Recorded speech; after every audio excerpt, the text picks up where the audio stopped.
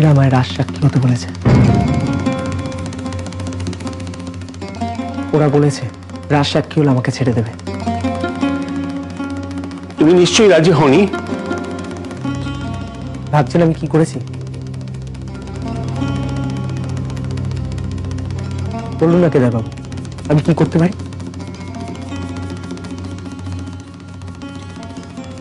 কি হলো বলুন না, আমি কি করতে পারি? 10 বছর জেলে থাকতে পারি, মরে যেতে পারি।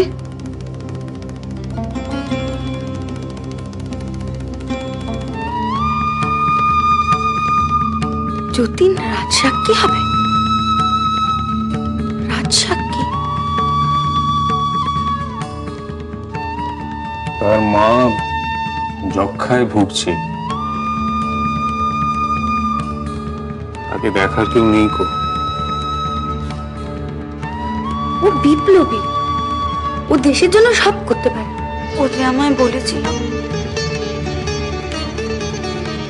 কথা দিয়েছিল ও স্বাধীনতা আনবে। ও পারে না রাজসাক্ষী হতে। ওর ঠাকুর জামাই,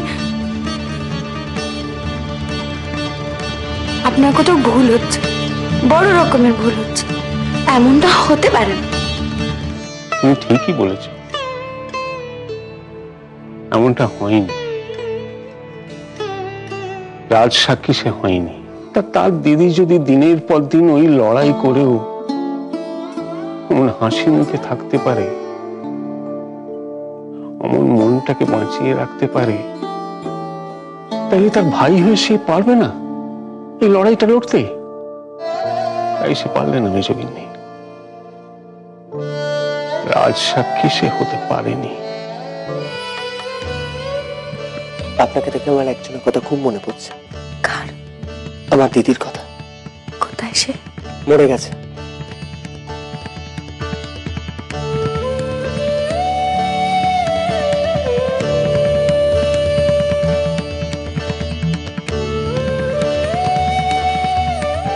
বন্দে মাতরম।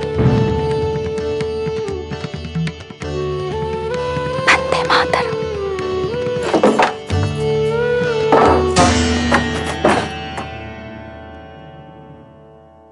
দিকটা ভালোই ভালোই মিটবে বলে মনে হয় না ভায়া। জ্যাঠামশাইদের যা লক্ষণ দেখলো, একটা অশান্তি হবে। গাড়ি এসে গেছে। চলুন, আর দেরি করে লাভ নেই, রাত হয়ে যাবে আবার। চলো, দেখো কতদূর কি হবে। আমি আছি, আমি আপনাকে সব জানাবো।